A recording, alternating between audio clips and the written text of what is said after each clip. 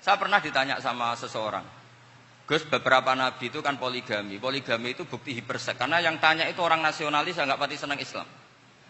Terus tak balik tanya, perempuan itu makhluk lemah enggak? Ya lemah. Kalau nolong lama satu itu gimana? Ya baik. Kenapa nolong dua jadi tidak baik? Harusnya kalau nolong tiga tidak baik. Tapi saya tidak dukung poligami. Enggak. Ini cerita saya. Setidaknya mereka jadi ingat. Saya itu pernah ditanya agak-agak orang ateis. Dia benci Islam tapi neliti Islam. Pertanyaan kedua, kenapa dalam perang itu seakan-akan Nabi itu perampok? Hartanya orang kafir disita kemudian menjadi ghanimah. Itu kan kayak ngerampok. Terus saya tanya gini, kalau ada penjahat ke rumah kamu, kemudian pakai senjata api, setelah kamu ringkus, itu senjata api kamu kembalikan apa kamu sita? Oh ya saya sita, kalau tak kembalikan dipakai ngerampok lagi. Ya sama seperti itu, kalau kekuatan mereka dikembalikan, akan dipakai kekuatan mereka lagi. Sebetulnya saya membela semua umat Islam itu ahlul jannah.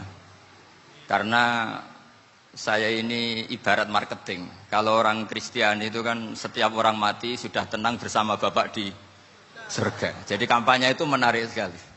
Sementara kita sudah kiai, sudah imam masjid, sudah ulama, masih saja dikhawatirkan su'ul khotimah. Ini kalau kampanye ini tidak imbang, ini nanti saya takut kalah.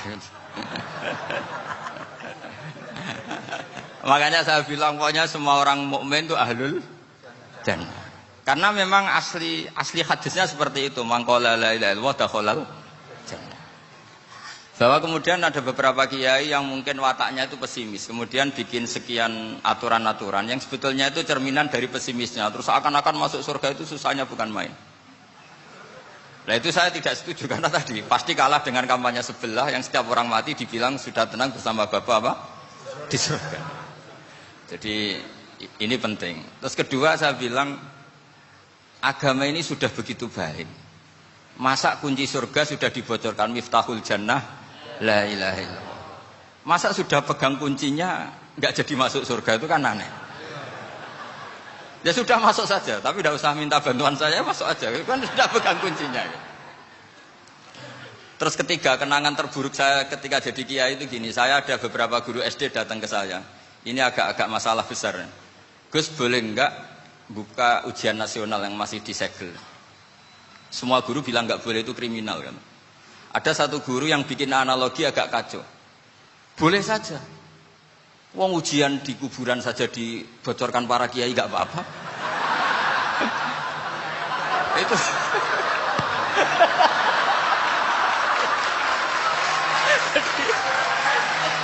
tapi ini kriminal ya. Perhatian kepada kiai, nggak boleh memukul pemateri.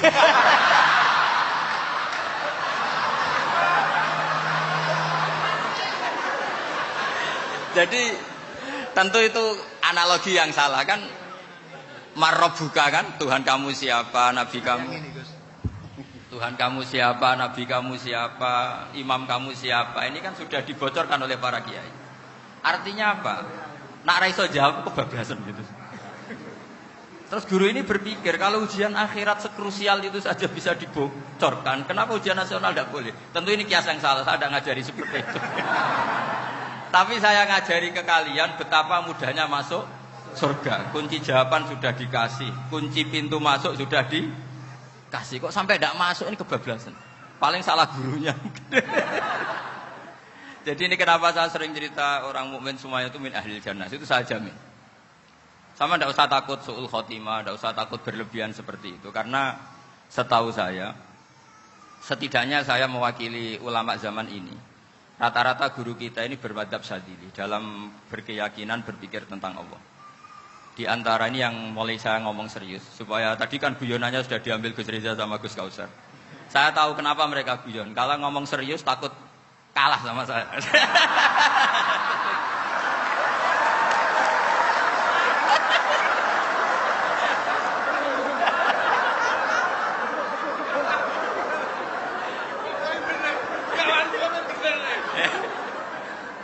Karena saya ini sudah terkenal pemikir serius, jadi artinya itu satu kepintaran mengalihkan. Ya, oh ya, sudah itu satu kecerdasan. Tidak hanya ngalim tapi betul cerdas. Jadi itu bukti beliau-beliau ini cerdas itu. Saya berpikir begini, ini madzhab Syadzili, kita semua Tentu Syadzili karena kita semua ngaji kitab hikam. Kita tahu kitab hikam itu muridnya Abul Abbas Al-Mursi. Abul Abbas Al-Mursi muridnya Syekh Abil Hasan apa? Asy-Syadzili. Saya masih ingat betul makalah itu dan saya ulang-ulang. Setiap saya ngajar di sarang saya ajarkan itu. Kilali kata Abul Hasan Asy-Syadzili, saya pernah dapat hatif, dapat semacam ilham. Apa makna min syarril waswasil khannas? Itu kata beliau dijawab oleh hatif itu. Hatif itu nggak perlu diterjemah tadi ada karena tadi diajarin itu. Apa yang dihidupkan itu nggak perlu dijelaskan. kata hatif tadi, waswasun yadkhulu bainaka wa baina habibika. Yunsika altofahu alhasanah wa yudzakiruka af'alaka asai'ah. Wa yukassiru indaka dzatas shimal wa yuqallilu indaka dzatal yamin. Liya'dila bika an husni dzanni billah ila su'i dzanni billah. Jadi yang dikatakan waswas adalah kamu digiring untuk hanya ingat sisi-sisi kamu yang negatif. Dilupakan bahwa Anda punya sisi-sisi yang positif. Misalnya seperti ini, mungkin secara fikih tadi banser-banser tegas. Wah ini masalah, lelaki perempuan dipisahkan gini-gini. Tapi kenapa Gus Ali bilang ya sudah gini gak apa-apa. Sebetulnya ada rukhsah. Rukhsah itu karena ini di depan umum. Yang paling pantangan Nabi itu layak luwanna rojulun bimro'atin. Ini ada yang menjaminnya gitu.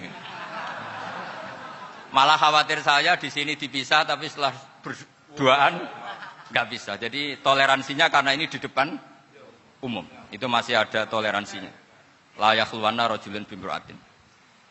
Begitu juga ketika kita dosa, misalnya kita dosa. Orang Islam setiap dosa itu pasti ingat salahnya, kemudian istighfar.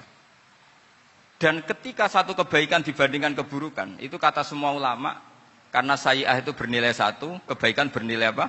10. Itu masih surplus berapa? 9. Jadi itu cara berpikir Abul Hasan Asy-Syadzili. Kenapa kamu harus berpikir positif tentang Tuhan? Sekali berpikir tentang negatif, itu bahaya betul. Misalnya begini, kamu berpikir tak rewangi jadi kiai, sujud, rukuk, ternyata aku tetap mlebu neraka. Gunane apa? Itu menurut saya kan nggak punya akal. Sujud itu satu kelaziman menghamba kepada Allah. Normalnya seorang hamba itu ya sujud. Kemudian gara-gara kamu ingin masuk surga, terus logika kamu dibalik. Gunanya apa saya sujud? Ternyata saya masuk neraka. Itu pertanyaan yang benar-benar bodoh dan itu menjadikan Allah benci. Logikanya dibalik begini. Ini saya ngomong serius karena ini bentuk kemenangan saya ini bentuk kemenangan saya. Saya berkali-kali ngomong di kota pelajar di Jogja karena banyak pengujinya juga. Bukan sekedar pendamping tapi penguji. Banyak yang profesor, bukan sekedar dokter, banyak yang profesor. Jadi biar ini dok. Begini. Saya pernah ditanya sama seorang dosen, Gus, saya ini ngaji hadis banyak, tapi ada yang saya tidak paham. Yaitu mangqala la ilaha illallah dakhalal jannah, ada kalimat wa in zana wa in sarqa. Meskipun pernah zina, pernah maling. Ini kan seakan-akan mentoleransi perzinaan dan pemalingan. Terus saya bilang, oh makna hadis itu seperti ini. Jadi kebenaran absolut, kebenaran yang mutlak itu tidak akan terganggu oleh status perilaku seseorang. Saya berkali-kali memberi contoh. Orang yang ditangkap KPK akan bilang 1 + 1 2. KPK-nya juga bilang 2. Rivalitas dalam politik, Pak Prabowo ya bilang 2, Pak Jokowi juga bilang 2. Orang yang zaniyah, yang lonte pun akan bilang 2. Muftinya juga bilang 2. Ketua MUI-nya juga bilang 2. Artinya gini, kebenaran yang absolut adalah kebenaran yang siapapun akan meyakini seperti itu. Seperti 1 + 1 2. Kamu punya musuh bilang 2. Kalau ibu-ibu ini punya maru ya marunya bilang 2 tadi tambah mama. Enggak tahu saya terjemahnya apa tadi. Nah, kebenaran yang absolut itu kebenaran yang siapapun pasti mengakui. Dan uniknya begini, saya pernah ngaji acara himmah, acara pondok sarang di Demak. Kalau kamu bilang 1 + 1 menjadi 2, untuk mengatakan 2 itu kamu butuh hadiah enggak? Mereka semua jawab enggak. Kita semua juga saja mengatakan tembok itu putih. Kenapa? Karena memang putih. Kita mengatakan 1 + 1 2 karena memang kita tanpa presentasi dapat hadiah, dapat penghormatan. Kenapa untuk mengatakan Allah itu Tuhan kita butuh surga? Memangnya kalau tidak ada surga Allah tidak jadi Tuhan? Ini problem orang soleh-soleh yang terlalu pesimis. Makanya nanti orang-orang soleh itu masuk surganya berat. Tapi kalau orang alim lebih gampang kira-kira seperti itu. Iya, karena kan imannya lebih bagus. Dalam hadis qudsi, Allah ini yang dibuli orang-orang soleh. Laulam akhluk jannatan wala naron alam akun ahlan an uto'ah. Dalam hadis qudsi itu. Kalau saja saya tidak menciptakan surga dan neraka, apa saya tidak jadi Tuhan yang perlu ditaati? Apa kalau kamu tidak saya kasih uang 1 juta terus bilang 1 tambah 1 11? Enggak kan? Tetap bilang berapa? 2. Kalau kebenaran absolut yang 1 tambah 1 kamu bilang 2 meskipun tanpa mendapat hadiah. Kenapa untuk bilang Allah Tuhan kamu butuh hadiah surga? Itu kan serah ikhlas belas. Makanya saya terus mengajarkan ikhlas. Ikhlas itu bisa dilatih dengan akal, dengan pikiran, bil ilmi lah. Harus dilatih.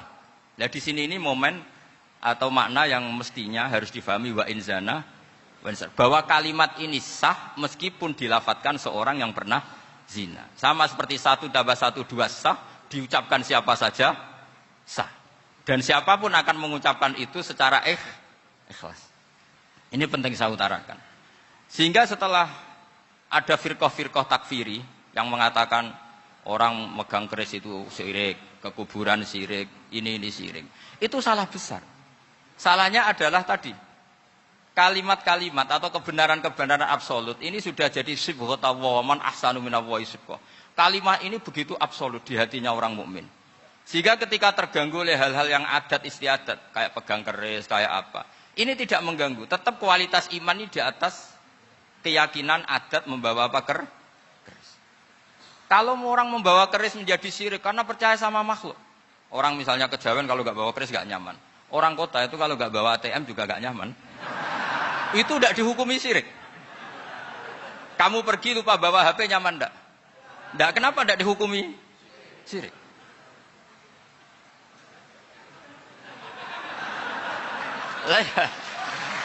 Jadi ini logika-logika. Jadi makanya ini Gus Reza boleh ngeritik saya. Saya tuh berkali-kali bilang, saya termasuk ulama yang mau bikin gerakan cangkem elek.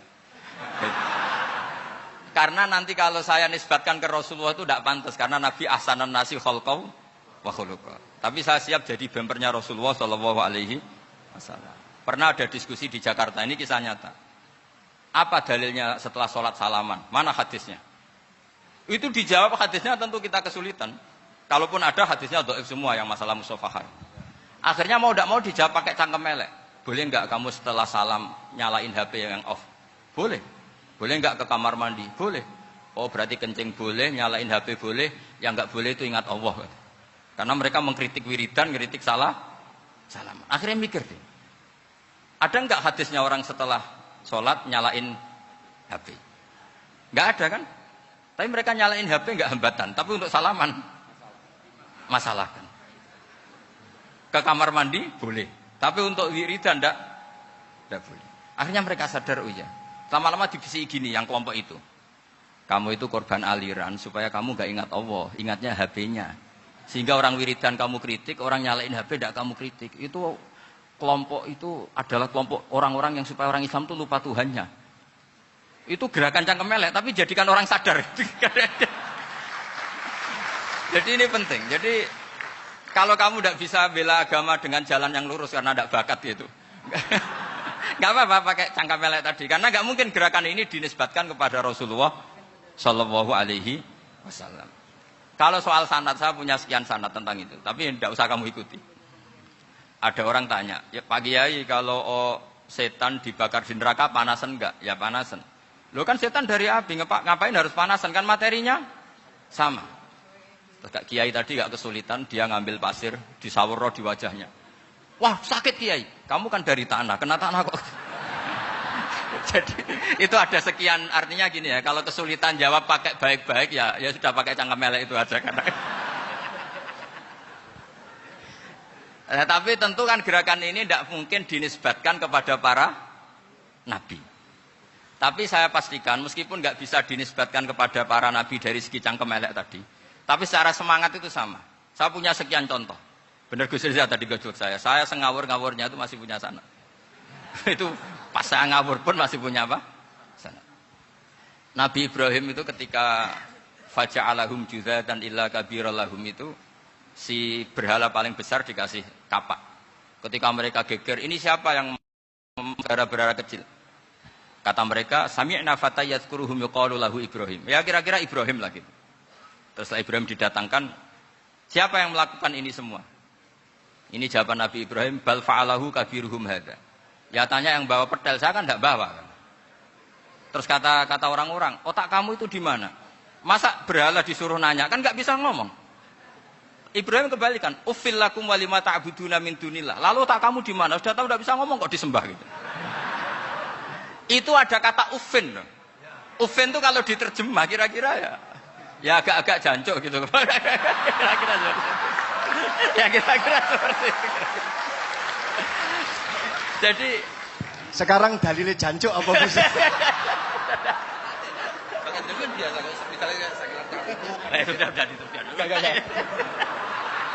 Gimana?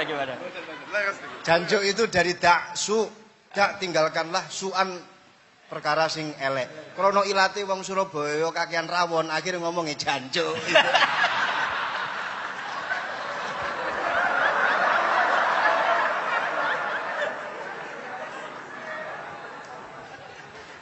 Jadi mulai dulu melawan kebatilan itu harus pakai logika yang vulgar. Karena memang nggak mungkin dengan bahasa-bahasa priayi itu nggak mungkin. Dan ini penting saya utarakan. Nah, kalau nanti nggak mungkin dinisbatkan kepada Rasul karena Nabi adalah ahsanan nasi khalqa wa khuluqa, kita yang ngambil alih saja. Gus Reza, saya, Gus Alsani, cara cangkem elek kan pantas. Luas. Selain bakat ya sudah natural. Karena memang itu cara kita menjelaskan kebenaran. Saya ulang lagi, itu cara kita menjelaskan apa? Kebenaran. Mau tidak mau. Saya pernah ditanya sama seseorang, Gus, beberapa nabi itu kan poligami. Poligami itu bukti hipersek. Karena yang tanya itu orang nasionalis, nggak pati senang Islam. Terus tak balik tanya, perempuan itu makhluk lemah enggak? Ya lemah. Kalau nolong lama satu itu gimana? Ya baik. Kenapa nolong dua jadi tidak baik? Harusnya kalau nolong tiga tidak baik. Tapi saya tidak dukung poligami. Nah, ini cerita. Setidaknya mereka jadi ingat. Saya itu pernah ditanya agak-agak orang ateis. Dia benci Islam tapi neliti Islam. Pertanyaan kedua. Kenapa dalam perang itu seakan-akan Nabi itu perampok? Hartanya orang kafir disita kemudian menjadi ghanimah. Itu kan kayak ngerampok. Terus saya tanya gini. Kalau ada penjahat ke rumah kamu, kemudian pakai senjata api, setelah kamu ringkus, itu senjata api kamu kembalikan apa kamu sita? Oh ya saya sita, kalau tak kembalikan dipakai ngerampok lagi. Ya sama seperti itu, kalau kekuatan mereka dikembalikan, akan dipakai kekuatan mereka lagi. Jadi, ya lagi-lagi ini kemenangan orang serius. Karena nanti guyanya sudah dintekno sama Gus Safa sama Gus Riza. Nah, kenapa saya ngajar begitu rileks, begitu santai? Karena pikiran saya sederhana. Fa innal uqula muttarratun ila qabilil haq. Akal sehat pasti dipaksa menerima apa? Kebenaran. Sehingga kebenaran itu tidak usah kamu ngomongkan secara serius, tidak perlu. Kebenaran itu mudah diterima. Saya itu pernah ngaji berkali-kali di Jogja di mana-mana sampai ada buku seorang dokter nulis tesisnya itu bangga lagi menjadi muslim setelah ngaji saya itu. Karena saya menerangkan itu ringan. Orang Islam itu harus mencintai Allah. Ciri utama cinta itu tidak tegang, rileks. Saya bilang begini, kalau kamu pernah 1 tahun digratisi orang rumah, makanan, kamu kira-kira itu mudah nggak mencintai orang yang berjasa sama kamu minjemin rumah dan ngasih makan gratis? Mudah kan? Apalagi kita ini mudah mencintai orang yang minjemin mobil 1 tahun, ngasih rumah 1 tahun, apalagi selamanya. Kenapa kita tidak mudah mencintai Allah yang memberi kita bumi, air, oksigen, semuanya kita dikasih Allah. Akhirnya mereka mikir, wong mencintai seseorang yang ngasih dalam durasi 1 tahun saja mudah, apalagi mencintai Allah yang ngasih kita tanpa batas. Itu disebut walladzina amanu asaddu hubbal lillah. Orang mukmin itu mudah sekali mencintai Allah. Caranya dilatih tadi. Kita mudah mencintai orang yang berjasa sama kita. Kenapa tidak mudah mencintai Allah yang tentu jasanya lebih besar? Nah, karena akhir-akhir ini banyak orang yang terlalu nazir, terlalu kata Nabi kan basyiru walatu nafiru yasiru walatu asiru. Sehingga saya bikin gerakan. Pokoknya semua orang mukmin pasti masuk surga. Nanti soal ada kesalahan-kesalahan kecil yang menjadikan orang su'ul khotimah itu sifatnya kehati-hatian. Jangan menjadi hukum. Hati-hati itu tidak menjadi hukum. Kalau kamu nyupir hati-hati itu bukan berarti pasti kecelakaan. Enggak. Hati-hati itu ya hati-hati saja, tidak menjadi hukum. Ini penting saya utarakan karena kubu sebelah kampanyenya sudah tadi, setiap mati Mesti tenang bersama Bapak di surga. Sementara kita mau kampanye, kamu sholat tidak mesti diterima, haji tidak mesti diterima, jadi kiai tidak mesti masuk surga. Coba kalau kita kampanye gitu terus, yang mau jadi muslim itu siapa? Jadi ini sudah tak perhitungkan matang-matang saya milih mazhab seperti itu. Ya ini saya pikir sudah, ini pembandingnya supaya punya waktu. Saya suka sekali. Nah ini yang sesi terakhir ya, sesi terakhir. Saya akan cerita fikih karena Nyun sewu Gus, ada iklan sebentar dari ibu-ibu, pentolan mic kurang dekat ke mulutnya Gus Baha. Sehingga suaranya tidak terdengar sampai ke belakang. Oh, gitu, pentolannya didekatkan Gus ke mulut. Ini kalau ngomong konotasinya itu mesti nyerempet. Sudah apa ya? Sudah ahlinya di situ. Ya malah ada di situ.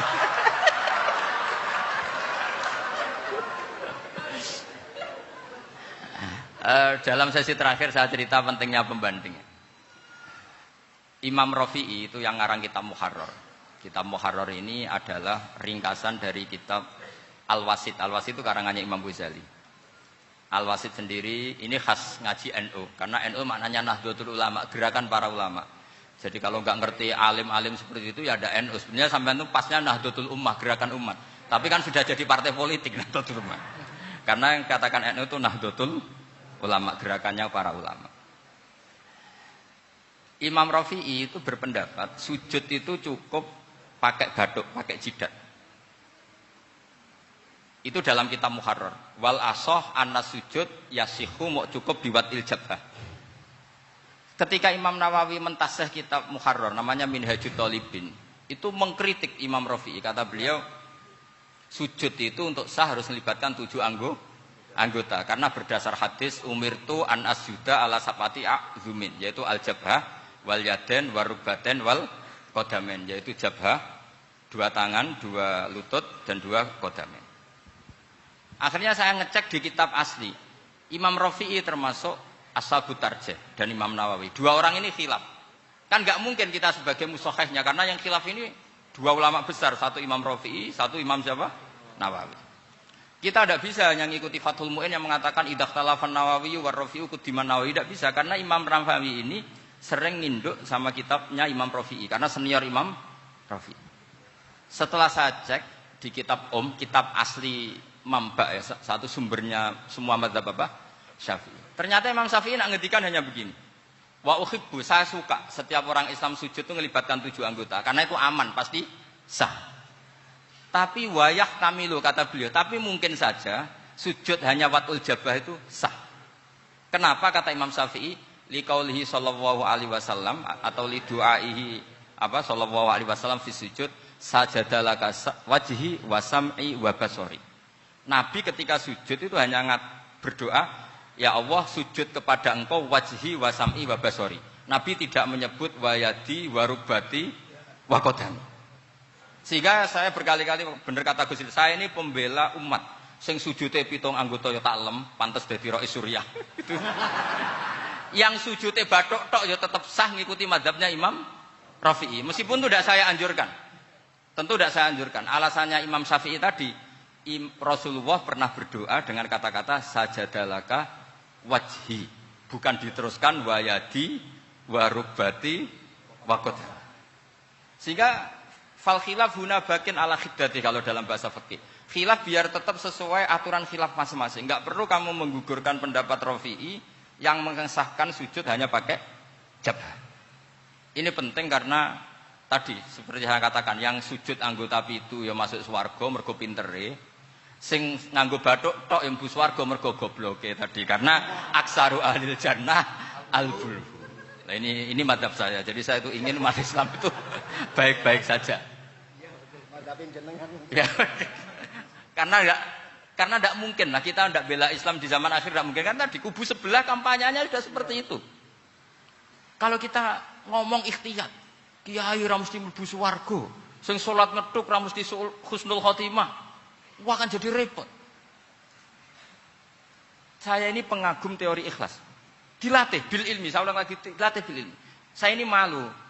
Malunya tadi, saya mengatakan 1 tambah 1 2 itu meskipun tidak ada yang memberi hadiah, tetap saya katakan 2.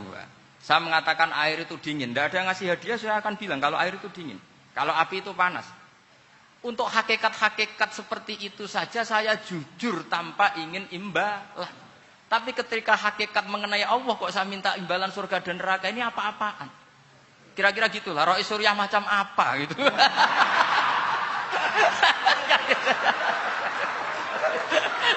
Ya saya kira demikian. Assalamualaikum warahmatullahi wabarakatuh. Waalaikumsalam warahmatullahi wabarakatuh. Alhamdulillah. Baru kali ini ada seminar yang dikritik terus sama pemateri itu pendampingnya. Mestinya pembandingnya. Tapi luar biasa para milenial semuanya, Masya Allah, terlihat wajah-wajah surga di majelis ini. Walaupun toh yang hadir tidak semuanya milenial, ada post milenial juga di sini. Ada yang Gus dan juga ada yang Kiai. Kalau Gus biasanya kan masih bisa tolah-toleh, kalau Kiai harus fokus. Tapi yang paling fleksibel di PWNU Jawa Timur, yang paling enak itu adalah beliau, Kiai Haji Agus Ali Mazhuri. Enake pripun? Dadi kiai ya iso, dadi Gus ya iso. Itu posisinya paling enak di antara pengurus-pengurus yang lain. Tepuk tangan untuk beliau, enggak apa-apa. Langsung saya buka pertanyaan. Yang ditanya 2 orang, jangan pendampingnya. Yang ditanya 2 orang. Kalau enggak Gus Baha, Gus Kausar. Saya hitung sampai 10, nggak ada pertanyaan, kita tutup dengan doa. 1, 10. Ada yang 2 mawon nggih, pertanyaannya 2. 1, monggo. Yang perempuan, saya ingin yang perempuan, monggo. Sudah 2. Silakan.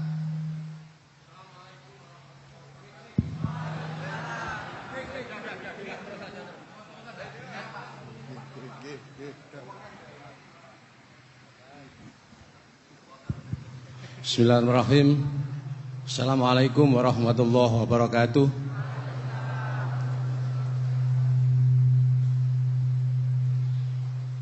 Yang saya ingin tanyakan kepada Gus Baha, saya itu sering ngaji lewat YouTube panjenengan Gus.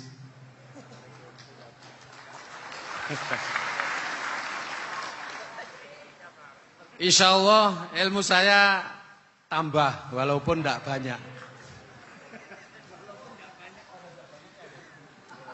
Yang saya tanyakan, nopo ilmu kula niki barokah? Yang pertama, karena saya ngaji lewat YouTube panjenengan, saya tidak izin. Untuk itu hari ini saya izin panjenengan, mudah-mudahan ilmu ingkang saya dapat dari panjenengan niku saged barokah niku Gus. Terima kasih. Wassalamualaikum warahmatullahi wabarakatuh. Waalaikumsalam warahmatullahi wabarakatuh. Langsung mawon Gus nggih, yang satunya dulu. Siapa aja? Oh gitu. Monggo Gus. Itu tetap barokah dan kebaikan itu mah enggak perlu minta izin. Kalau kebaikan minta izin jadi repot.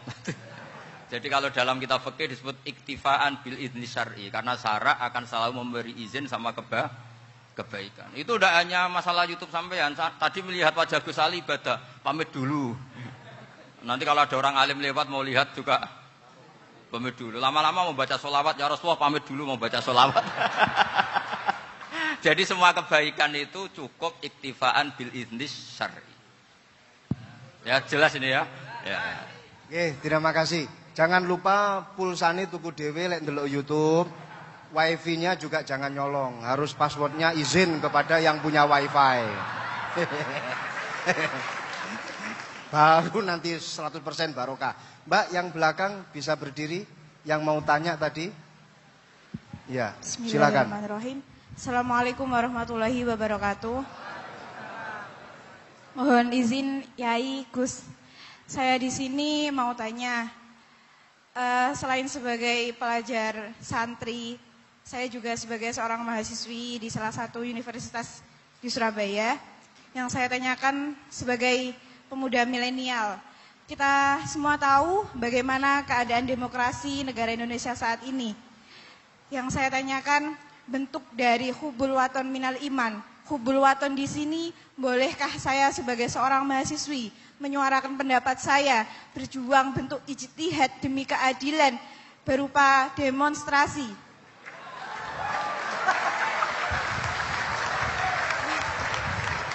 Ngapunten. Yang saya tanyakan di sini, bagaimana menurut Gus, apakah saya melakukan demonstrasi ini sudah baik atau sangat baik atau mungkin perlu dikaji kembali? Terima kasih. Wassalamualaikum warahmatullahi wabarakatuh. Hubungan antara demonstrasi dan hubbul wadon minal iman. Hah? Oh ya, hubbul waton minal iman. Monggo Gus.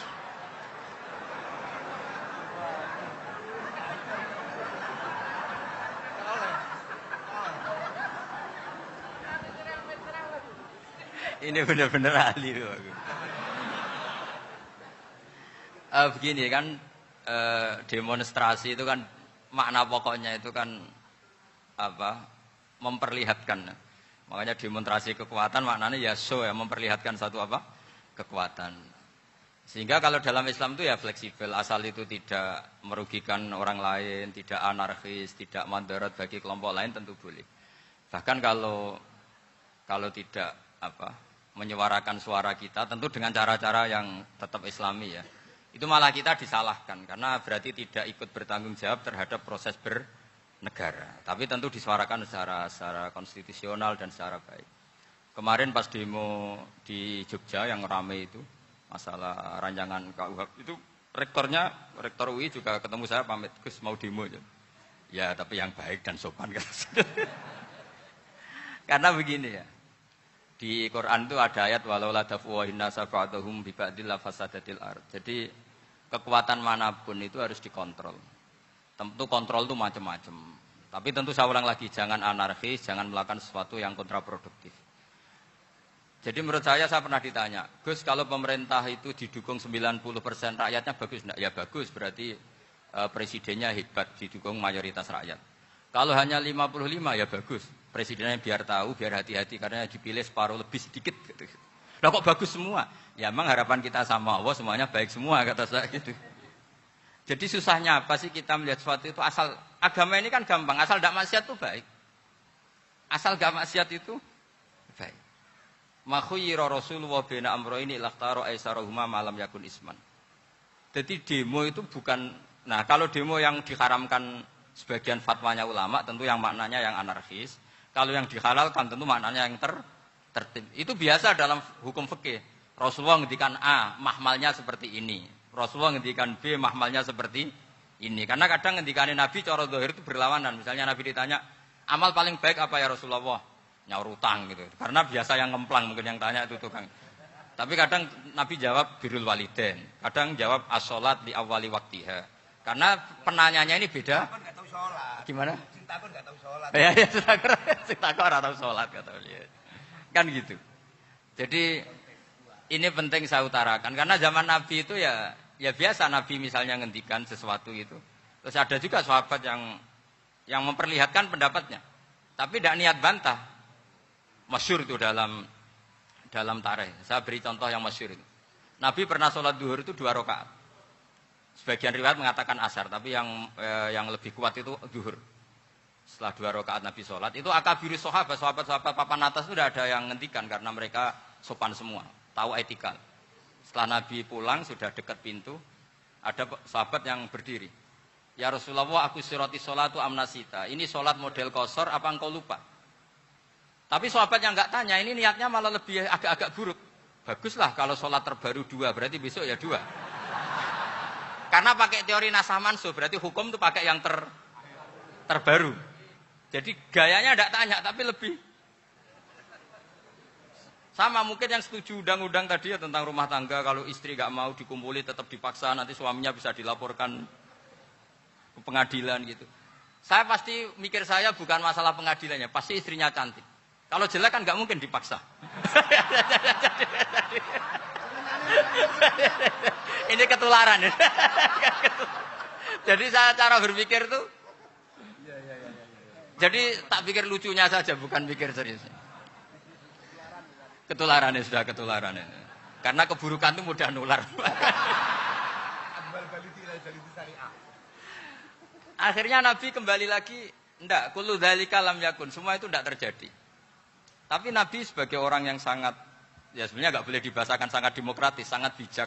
Nabi kembali lagi ke mimbar terus tanya, ahakun maqalahu dzulyaten, apa betul yang dikatakan dzulyaten tadi? Kata sahabat semua, betul ya Rasulullah, tadi engkau sholat hanya 2 rakaat. Nabi kemudian takbir lagi, meneruskan 2 rakaat terus salam. Artinya kalau demonstrasi itu dengan makna mengutarakan pendapat dengan cara yang dijamin konstitusi, ya itu kan normal-normal saja, nggak ada masalah. Saya pernah derekno bapak, itu ada pertanyaan yang benar-benar mengusik saya. Ada orang miskin datang ke bapak, Pak Yai, jadi wong melarat itu ra enak. Sajane ya wis suwe dadi wong melarat ra enak. Itu pas Ramadan. Kenapa kata bapak? Bapak saya itu teman akrabnya Gus Ali, itu senengannya ya guyon, mau meninggal aja masih guyon. Bapak itu guyon terus. Kenapa ya? Sudah puasa nggak makan, buruh orang macul itu kan berat. Mau istirahat nggak boleh karena buruh orang. Enak jadi wong sugih puasa diam di rumah gini-gini terus. Terus kata bapak saya gini, enak wong melarat. Jadi wong sugih nak puasa berat. Kok sakit ya? Besok mangan pecel, awan rawon. Enggak sore sidik sate. Jadi yang harus ditinggalkan itu banyak. Nak sampean kan biasa meninggalkan itu semua. Semenjak itu dia, oh iya, nak ngono podo-podo abot. Jadi hasutnya pada orang kaya terus nggak ada.